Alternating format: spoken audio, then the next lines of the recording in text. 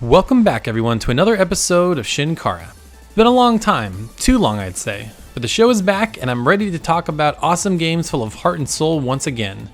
Today's game, Shantae Half-Genie Hero, couldn't be more fitting as it's a lovingly crafted game from the talented folks over at WayForward.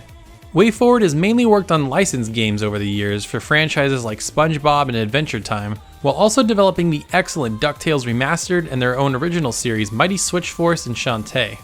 What's interesting about Shantae is that it originally debuted in 2002 on the Game Boy Color and had a recent resurgence with new titles like Risky's Revenge and The Pirate's Curse. Half-Genie Hero was actually a Kickstarter project that raised over $775,000 from over 18,000 backers.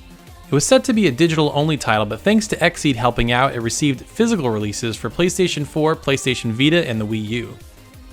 If you're like me and have previously never played a Shantae game, then allow me to tell you all about her latest Half-Genie adventure.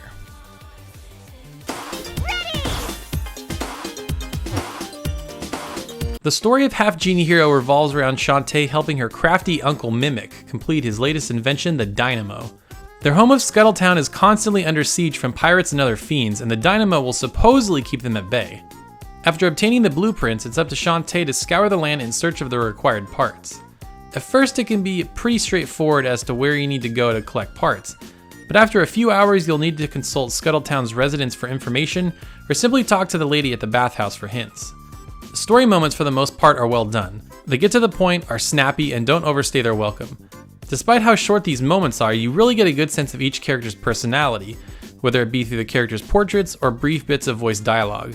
By the end, I still had a few lingering questions, but overall I enjoyed Half-Genie Hero's story.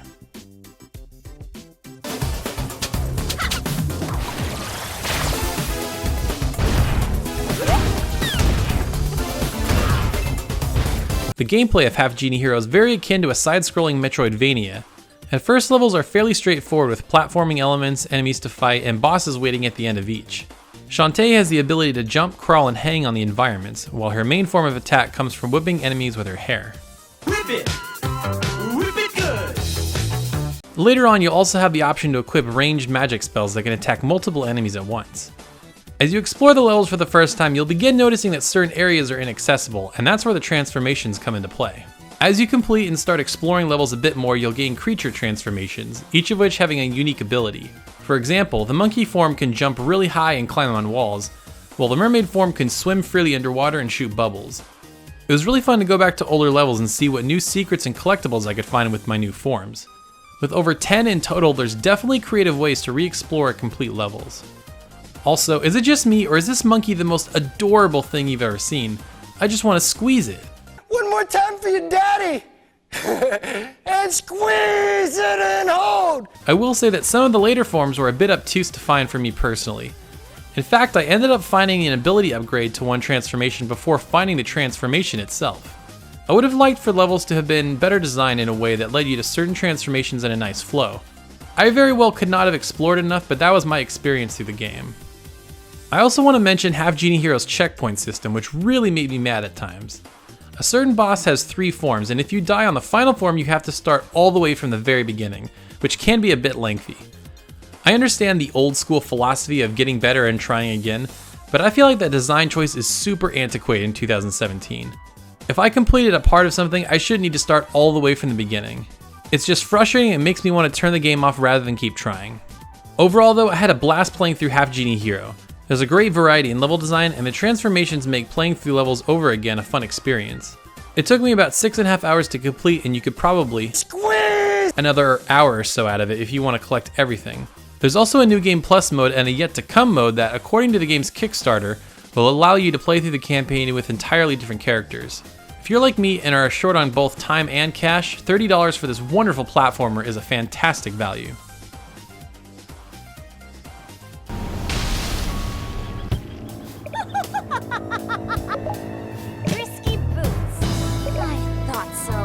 The presentation, in my opinion, is where Half-Genie Hero truly shines. The art style is reminiscent of a hand-drawn Saturday morning cartoon with some of the most impressive animations I've ever seen in a video game. The way each character moves is exquisite. You could easily garner a personality from each simply by the way they move. Part of what was so fun about getting a new transformation was seeing how it animated. Considering how many there are, the detail of each is really something to marvel at. Even smaller touches like a character's idle animation or a loading screen are impressive. I mean, just look at it, really look at it. Oh, I'm looking at it alright. The bosses were particularly impressive when considering how large they are and how many moving parts they have. Half-Genie Hero also runs at a silky smooth 60 frames per second, which really makes the art of the game stand out in an impressive way. The soundtrack is also excellent. The main theme, Dance Through the Danger, which plays on the title screen and the first level, sets a fantastic tone for the rest of the game. Plenty of the other level songs, like Mermaid Falls, have a nice synthy groove to them as well.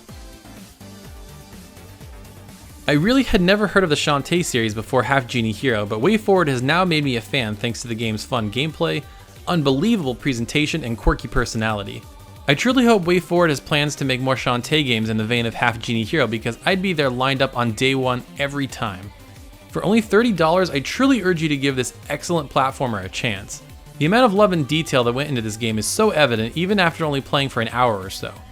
Not many developers are making games like this anymore, and WayForward deserves to be supported in a big way.